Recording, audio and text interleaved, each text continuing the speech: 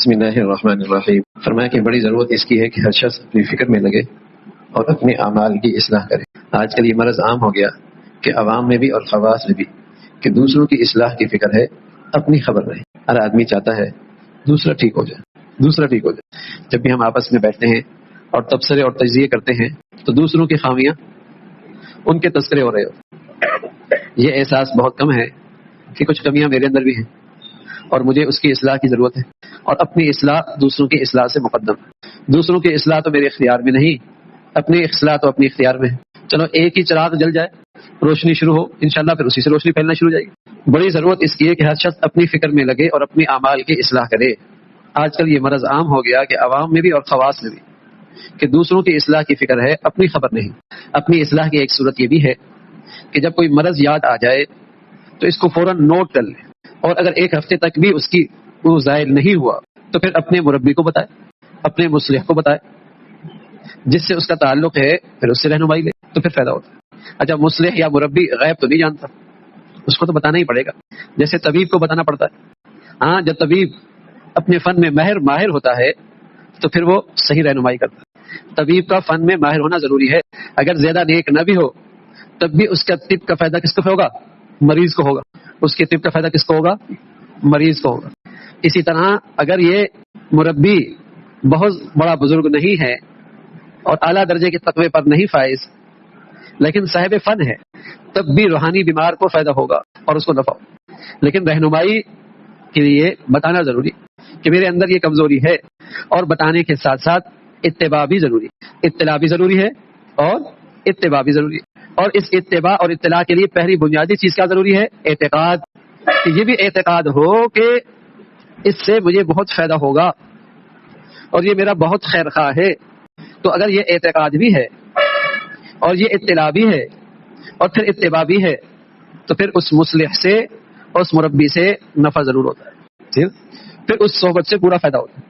اطلاع ہی نہ ہو، شرماتا رہے، پوچھی نہیں، اپنی چیز بتائی ہی نہیں، تو بھائی بتائیے پھر ڈاکٹر کے پاس علاج ہوگا؟ طبیب کے پاس علاج ہوگا؟ طبیب اور ڈاکٹر سے کوئی شرم نہیں ہوتی، اپنا خلوت تنہائیاں سب بتانی پڑتی ہے.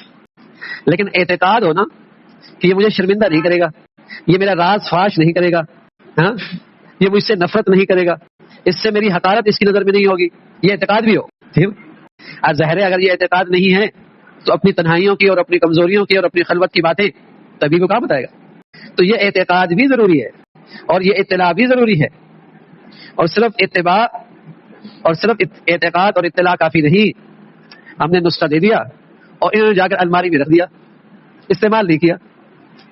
کہنا میرا 20 سال سے ڈاکٹر سے تعلق ہے. ابھی تعلق ہے، دوائی کتنی کھائی؟ طبیب سے ہر دوسرے دن میری ملاقات ہوتی ہے، ملاقات مبارک. لیکن بتائیے جو انہوں نے نسخہ تجویز کیا اس پہ عمل کتنا کیا تو فائدہ ہوگا؟ بھائی اتباع بھی کرنی ہوگی تب تو ہوگا فائدہ. تب تو اگر بیعت نہ بھی ہوئی، ہاتھ پہ ہاتھ نہ بھی دیا، اگر یہ 3 چیزیں ہو گئی تو اصلاح ہو جائے گی. اور اگر ہاتھ پہ ہاتھ دے بھی دیا اور یہ 3 چیزیں نہ ہوئی تب بھی اصلاح نہیں ہوگی. اصل مقصود تو یہ ہے، وہ اس کی ایک ظاہری شکل ہے جو مستحب کے درجے میں ہے، لیکن یہ شکلیں تو ضروری ہیں. پہلے یہ ہوتا تھا کہ گھر کا کوئی ڈاکٹر ہوا کرتا تھا، جیسے آج ہر آدمی کا کوئی وکیل ہوتا ہے، جیسے آج کے زمانے میں ہر آدمی کوئی آدمی انکم ٹیکس کا ذمہ دار ہوتا نہیں ہوتا ہر کاروبار میں. ایسی مسلمانوں کے ہر گھر میں اور ہر زندگی میں ایسا آدمی بھی ہوتا تھا جس سے اس سے اپنی زندگی کی دینی رہنمائی دیا کرتا تھا، جو اس کا رہبر ہوا کرتا تھا، جو اس کا مصلح ہوا کرتا تھا، جو اس کا مربی ہوا کرتا تھا. ظاہر ہے جس طرح ہر آدمی وکیل نہیں ہوتا، ہر آدمی ڈاکٹر اور طبیب نہیں ہوتا، لیکن اسی زندگی کے ان مسائل سے واسطہ پڑتا ہے تو کسی کا تو انتخاب کرنا پڑتا ہے. ایسی ظاہر ہے ہر آدمی دین کا تو ماہر نہیں ہوتا، ہر آدمی کے پاس دین کی مہارت نہیں ہوتی، ہر آدمی کے پاس قرآن حدیث کا علم نہیں ہوتا، لیکن اس نے دین پہ چلنا بھی تو ہے. اپنی معاشرت میں، اپنے معاملات میں، اپنے بچوں کی تربیت میں، اپنی زندگی میں، اپنا ظاہر باطن میں دین پہ چلنا بھی تو ہے. تو کیا کرے گا؟ تو کوئی رہبر تو ہو. آج وہی نہیں ہے. اور اس کا رہبر کون ہے؟ اس کا نفس، اس کی خواہشات، اس کی طبیعت. جتنی طبیعت میں دین آ رہا اتنا دین چل رہا، جتنی طبیعت کا دین ہے وہ ہو رہا ہے. پھر ایسا ہی ہو رہا ہے بھائی، ایسا ہی ہو رہا ہے. تو جیسے آج کی دنیا میں، کاروباری دنیا میں کوئی وکیل ہوتا ہے، کوئی انکم ٹیکس کی رہنمائی کرتا ہے، صحت اور جسمانی بیماریوں کا رہبر اور ڈاکٹر اور طبیب ہوتا ہے، اس لیے کہ ہر آدمی ان چیزوں کے اندر مہارت نہیں رکھتا، لیکن زندگی میں ان چیزوں سے واسطہ پڑتا ہے، تو کسی پر وہ اعتماد کرتا ہے جس سے ان معاملات میں ہمیشہ مشورے میں رہتا ہے، رہنمائی میں رہتا ہے۔ تو ہر آدمی تو بھائی دین کا ماہر نہیں ہوتا نا، ہر آدمی قرآن حدیث کا ماہر تو نہیں ہوتا، ٹھیک؟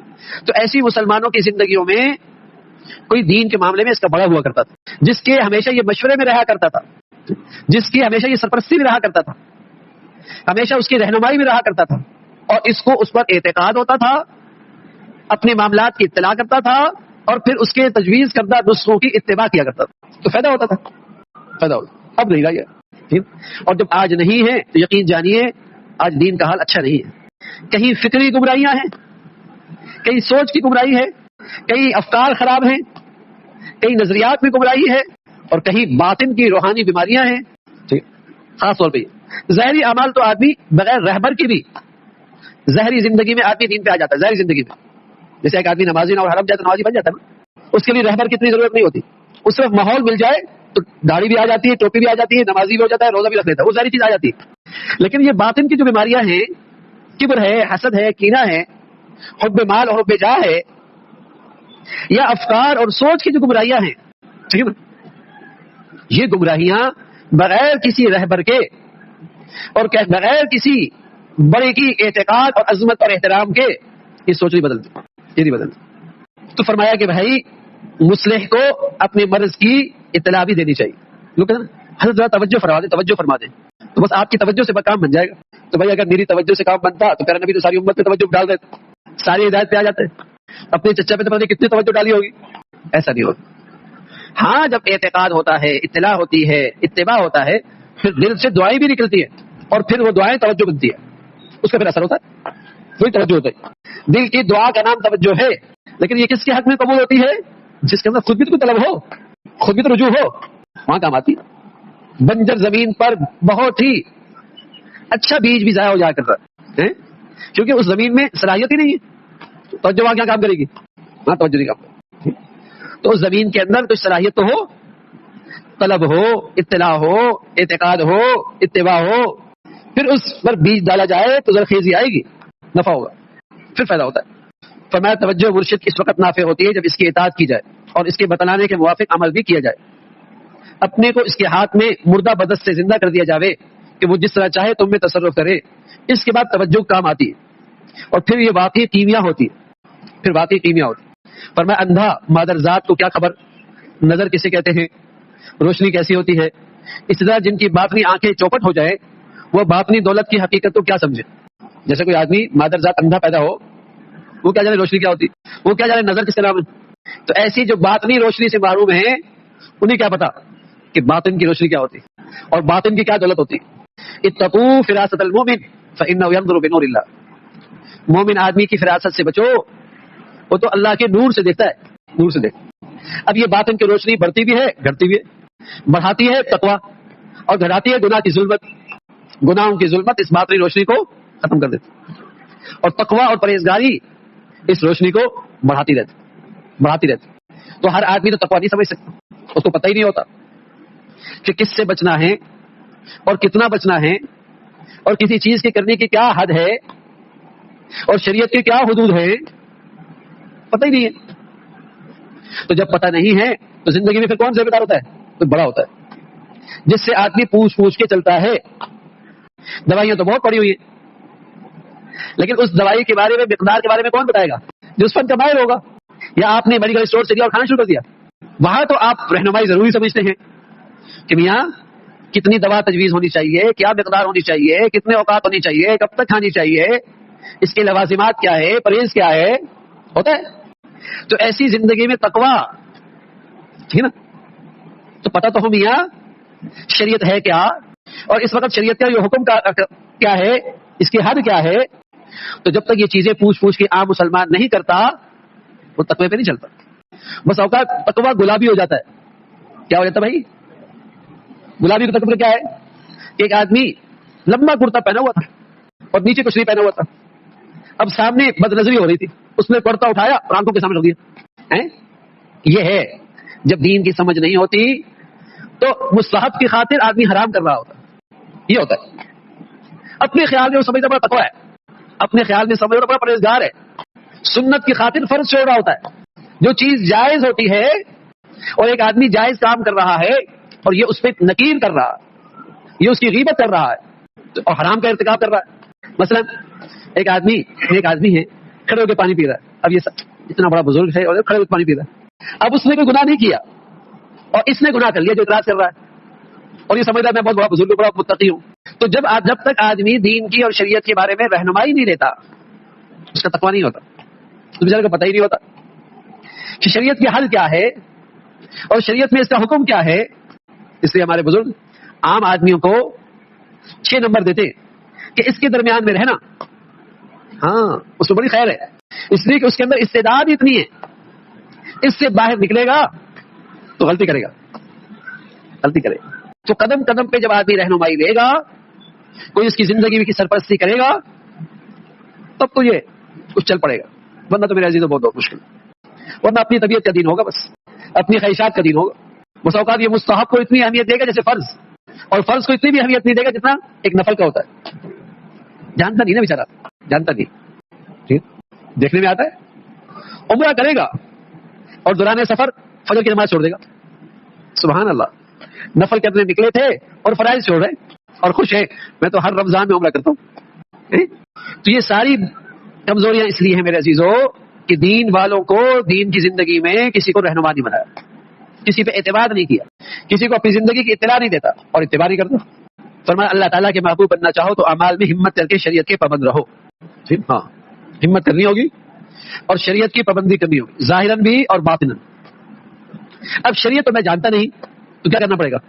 کسی سے پوچھ کے چلنا پڑے گا نا بھائی، کوئی تو میری زندگی میں ایسا ہو جس پر مجھے اعتقاد ہو کہ اس خوشی میں شریعت کی حد کیا ہے،